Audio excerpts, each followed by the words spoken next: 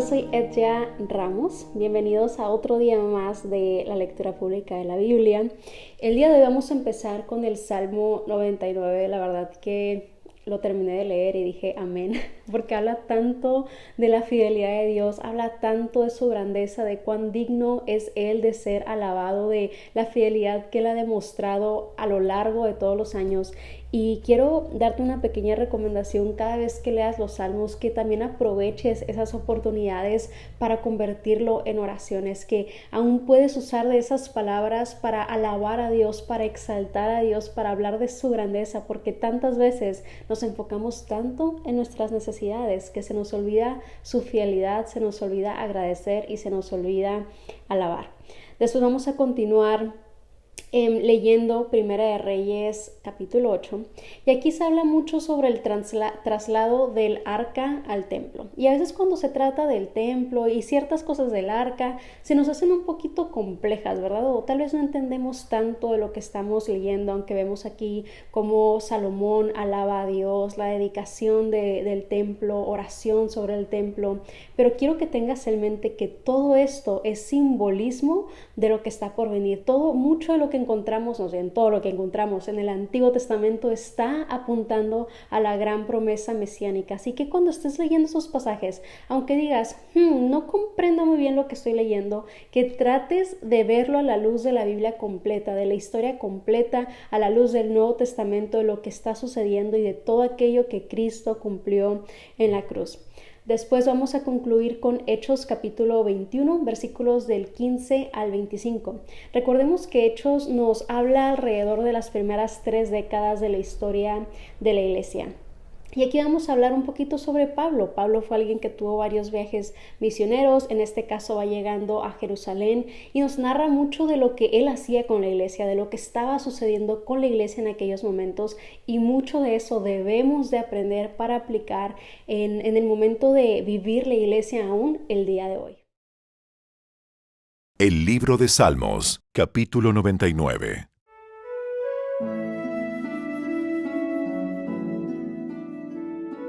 El Señor es Rey.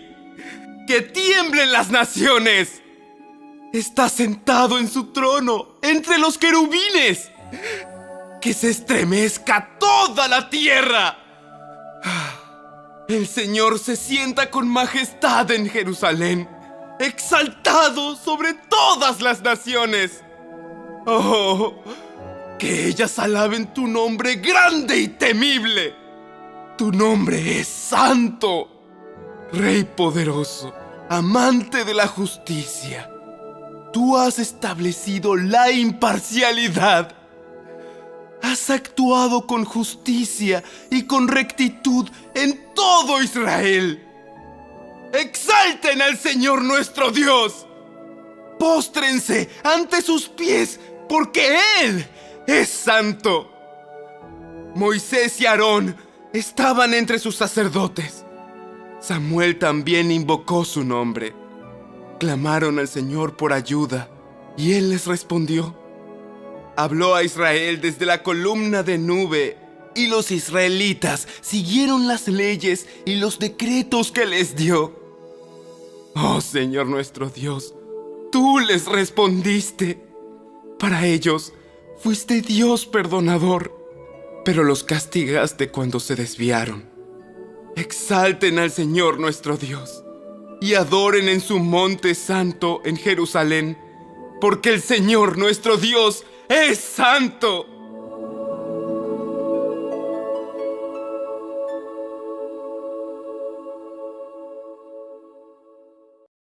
El primer libro de Reyes, capítulo 8. Entonces Salomón mandó llamar a los ancianos de Israel y a todos los jefes de las tribus, los líderes de las familias patriarcales de los israelitas, para que fueran a Jerusalén. Ellos debían trasladar el arca del pacto del Señor desde su sitio en la ciudad de David, también conocida como Sión, hasta el templo. Así que todos los hombres de Israel se reunieron ante el rey Salomón durante el Festival de las Enramadas, que se celebra anualmente a comienzos del otoño en el mes de Etanim. Una vez que estaban presentes todos los ancianos de Israel, los sacerdotes levantaron el arca. Los sacerdotes y los levitas trasladaron el arca del Señor, junto con la carpa especial y todos los objetos sagrados que había en ella. Delante del arca, el rey Salomón y toda la comunidad de Israel sacrificaron ovejas, cabras y ganado, en tal cantidad que fue imposible llevar la cuenta. Luego, los sacerdotes llevaron el arca del pacto del Señor al santuario interior del templo, el lugar santísimo, y la colocaron bajo las alas de los querubines. Los querubines extendían sus alas por encima del arca y formaban una especie de cubierta sobre el arca y las varas para transportarla. Estas varas eran tan largas que los extremos podían verse desde el lugar santo, que está delante del lugar santísimo, pero no desde afuera, y allí permanecen hasta el día de hoy.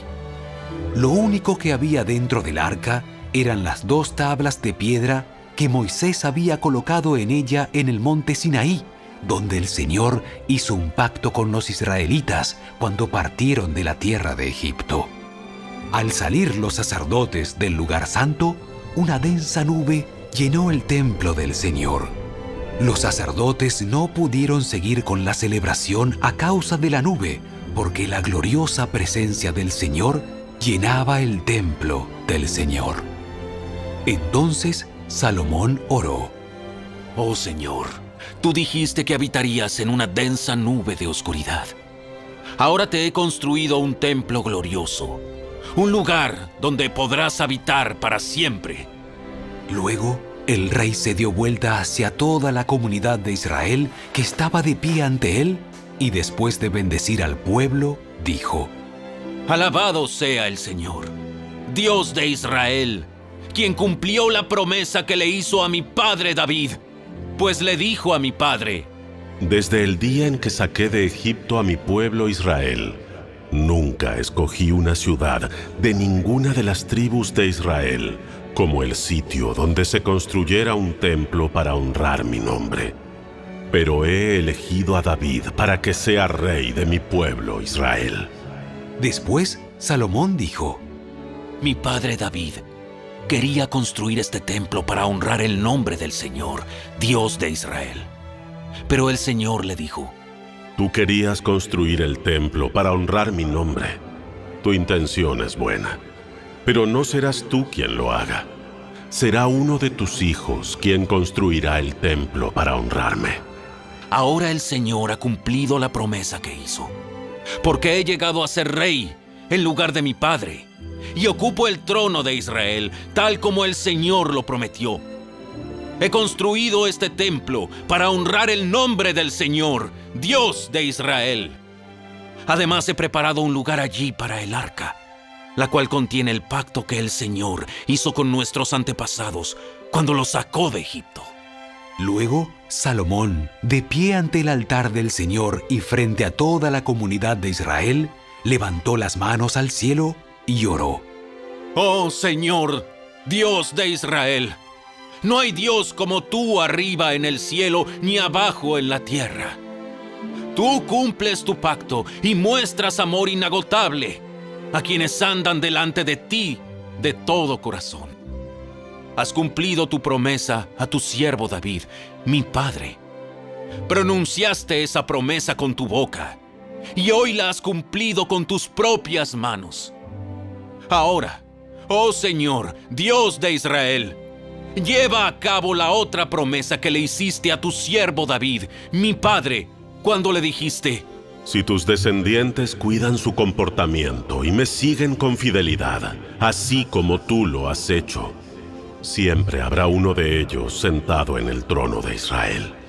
Ahora, oh Dios de Israel, cumple esta promesa que le hiciste a tu siervo David, mi padre. Pero ¿es realmente posible que Dios habite en la tierra? Ni siquiera los cielos más altos pueden contenerte, mucho menos este templo que he construido. Sin embargo, escucha mi oración y mi súplica, oh Señor mi Dios. oye el clamor y la oración que tu siervo te eleva hoy. Que noche y día tus ojos estén sobre este templo, este lugar del cual tú has dicho, mi nombre estará allí. Que siempre oigas las oraciones que elevo hacia este lugar. Que atiendas las peticiones humildes y fervientes de mi parte y de tu pueblo Israel cuando oremos hacia este lugar. Sí, óyenos desde el cielo donde tú vives y cuando nos escuches, perdona. Si alguien agravia a otra persona y se le exige que haga juramento de inocencia ante tu altar en este templo, oye entonces desde el cielo y juzga entre tus siervos, entre el acusador y el acusado. Castiga al culpable según su merecido y absuelve al inocente debido a su inocencia. Si tu pueblo Israel cae derrotado ante sus enemigos por haber pecado contra ti, pero luego vuelve a ti y reconoce tu nombre y eleva oraciones a ti en este templo, oye entonces desde el cielo y perdona el pecado de tu pueblo Israel y hazlo volver a esta tierra que diste a sus antepasados. Si los cielos se cierran y no hay lluvia porque tu pueblo ha pecado contra ti, y si luego ellos oran hacia este templo y reconocen tu nombre y se apartan de sus pecados porque tú los has castigado, oye entonces desde el cielo y perdona los pecados de tus siervos, tu pueblo Israel. Enséñales a seguir el camino correcto y envía lluvia sobre tu tierra, la tierra que diste a tu pueblo como su preciada posesión.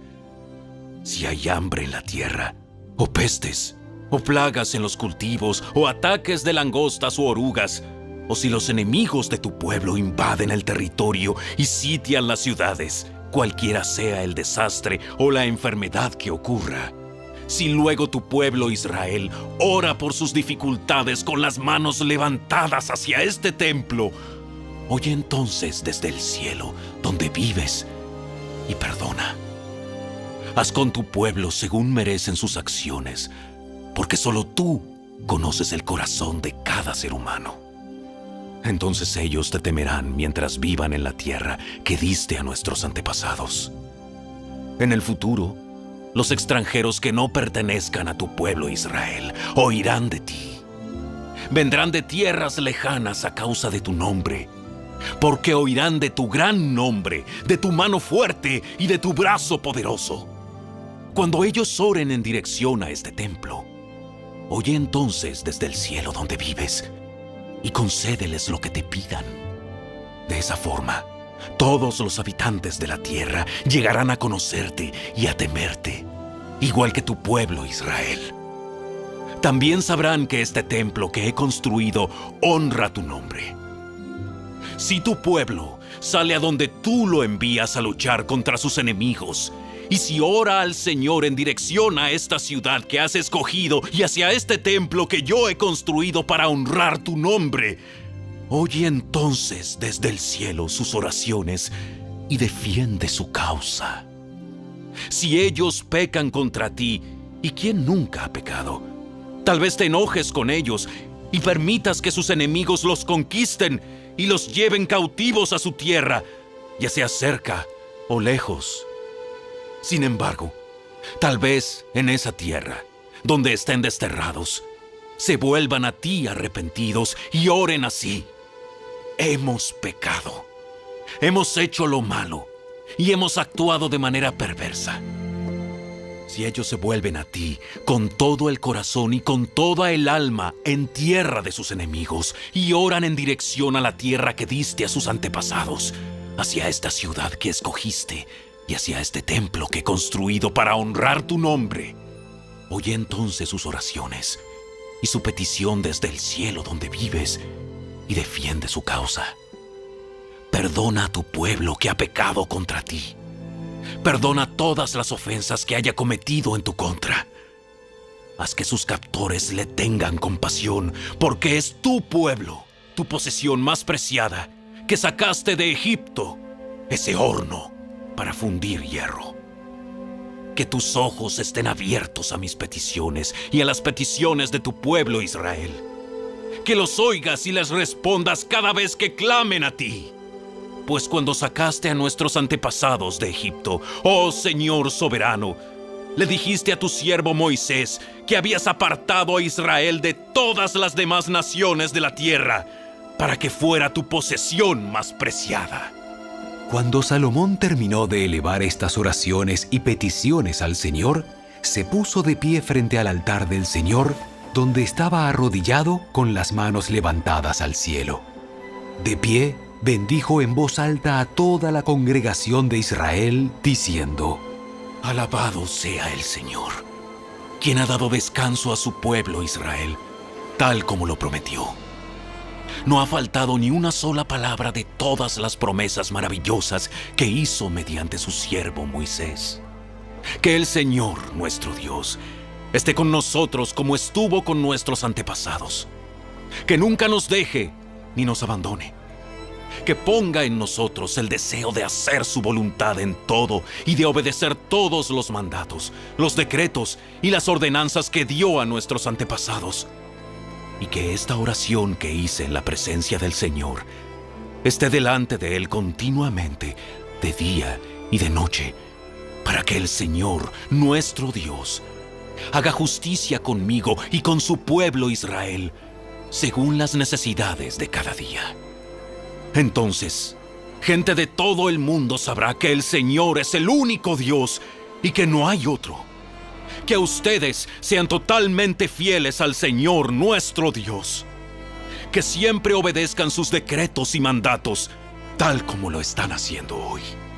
Luego, el rey y todo Israel junto con él ofrecieron sacrificios al Señor. Salomón presentó al Señor una ofrenda de paz de 22,000 cabezas de ganado y 120,000 ovejas y cabras. Así el rey y todo el pueblo de Israel dedicaron el templo del Señor. Ese mismo día, el rey consagró la parte central del atrio que está delante del templo del Señor. Allí presentó las ofrendas quemadas, las ofrendas de grano y la grasa de las ofrendas de paz, porque el altar de bronce que está en la presencia del Señor era demasiado pequeño para tantas ofrendas quemadas, ofrendas de grano y la grasa de las ofrendas de paz. Entonces Salomón y todo Israel celebraron el Festival de las Enramadas en presencia del Señor nuestro Dios. Se había reunido una gran multitud desde lugares tan lejanos como Lebo-Hamat en el norte y el arroyo de Egipto en el sur. La celebración continuó 14 días en total, 7 días para la dedicación del altar y 7 días para el Festival de las Enramadas. Una vez terminado el festival, Salomón despidió al pueblo. Ellos bendijeron al rey y regresaron a sus casas llenos de alegría y muy contentos, porque el Señor había sido bueno con su siervo David y con su pueblo Israel.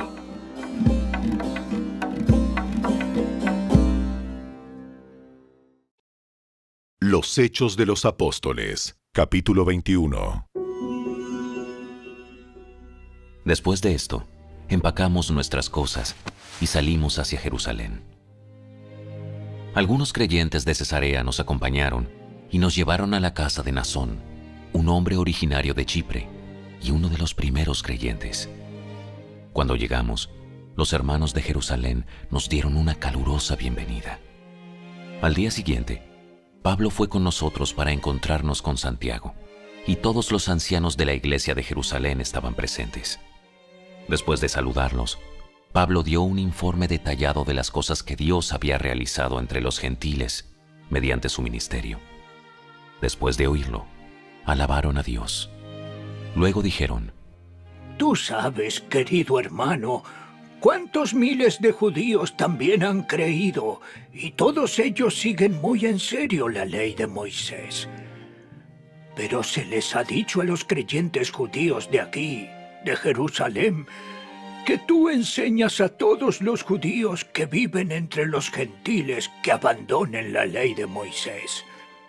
Ellos han oído que les enseñas que no circunciden a sus hijos ni que practiquen otras costumbres judías. ¿Qué debemos hacer? Seguramente se van a enterar de tu llegada. Queremos que hagas lo siguiente. Hay entre nosotros 4 hombres que han cumplido su voto.